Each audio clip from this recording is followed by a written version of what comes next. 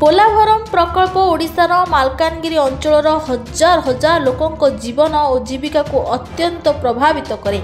यह प्रकल्प अनेक ग्राम को बुड़ाई एही अंचल ग्रामवासी मानकु बेघर करदेव। एही अन्याय को बीजेडी केबे मध्य समर्थन करिपारिबो नाही। बीजेडी सुप्रीमो नवीन पट्टनायक निर्देश में पोलाभरम क्रियानुष्ठान कमिटीर सर्वदलीय बैठक प्रस्तुति मालकानगिरी मोटू अंचल में अनुष्ठित हो जाइछि।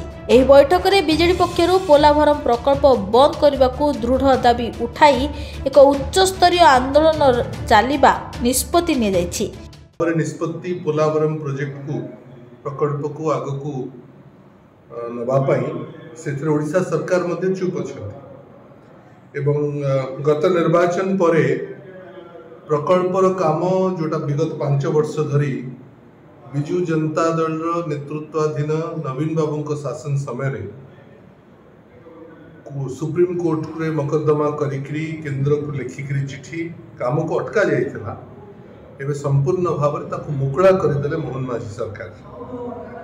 तार विरोध रे गोटे बड़ जन आंदोलन मालकानगिरी और मोटू अंचल छिड़ा 12टी पंचायत जोटा डायरेक्टली और इनडायरेक्टली इंपैक्ट पकेब पोलाभरम प्रोजेक्ट हैला परे संपूर्ण मोटू अंचल बुड़ी जीव। से सबू बुड़ी अंचल लोक पोलाभरम प्रतिवाद क्रियानुष्ठान कमिटी ना रे गोटे बड़ आंदोलन प्रस्तुति आसंता 28 तारिख रे करूछन।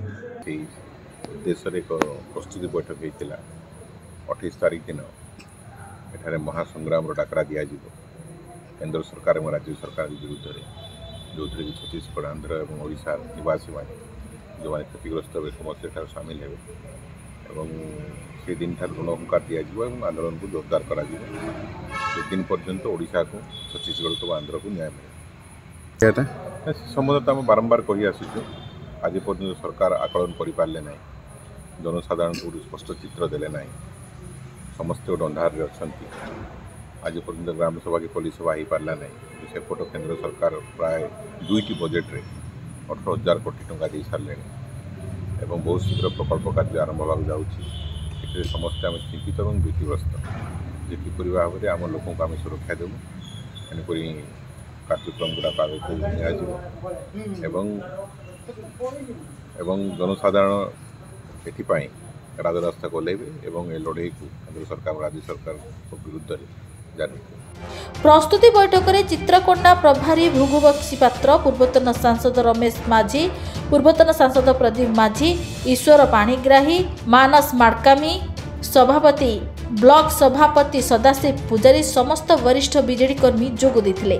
आसंता 28 तारिख में जोरदार आवाज उठाई एही अंचल जनसाधारण अधिकार सुनिश्चित करने पाई राज्य एवं केंद्र सरकार के पाखरे दाबी करा जिवो।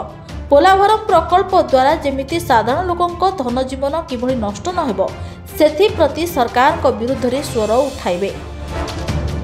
मालकानगिरी मानस नेतम को रिपोर्ट चर्चा न्यूज।